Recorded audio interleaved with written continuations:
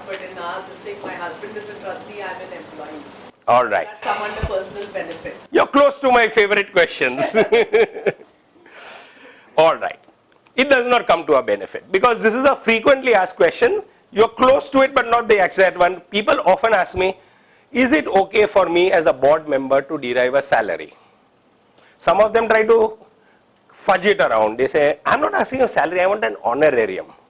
Whatever that means, you call it salary, honorarium, it means remuneration. There are in the profit world 3 R's, or 2 R's rather.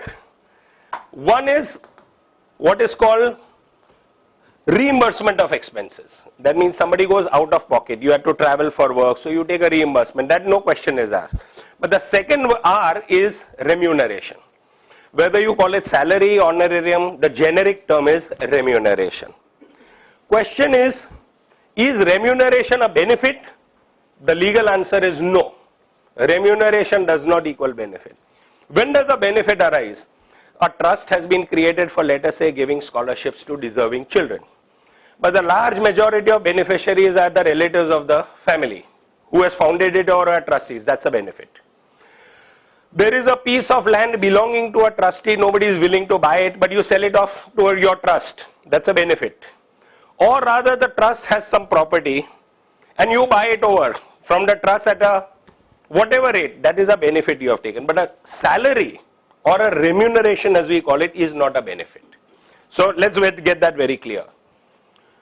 From the point of view of good governance, it is not desirable to get a board member remunerated. That is a given norm. In the United States of America, in the UK, this is unacceptable. As a board member, you do not derive any remuneration. Forget benefit. Benefit is out of the question, not even a salary. But in India, this is allowed. And as you will see under FCRA, it is now even under legislature allowed. But I'll come to that later under FCRA. Having said that, what does the Income Tax Act say over here? It specifically says that any trust author, meaning the settler of the trust, trustee or manager may be remunerated. Actually, in clear words, it says remunerate, provided the remuneration is reasonable. And what is reasonable is not defined under law. That is what has happened. So it's a little bit of a dicey thing.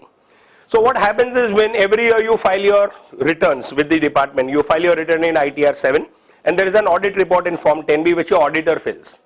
The auditor has to write in his audit report, do any of the trustees derive a salary or a remuneration? If it's no, no question. If it is yes, next column is how much? And then that amount is written. And if the assessing officer feels that that is an unreasonable amount, he'll start behaving unreasonably with you. So that is what will happen. That is the beginning of your journey. So best practice, avoid. If you have to, make sure it is reasonable. Now how is reasonable? You have to put parameters in place for that person's qualification, time involved. If you were to hire somebody, how much would you pay that person? If you're paying on par or even slightly lower than that, you can say, well, that is reasonable then. But end of the day, you are walking on slightly thin ice. So best practice, avoid boards getting any remuneration.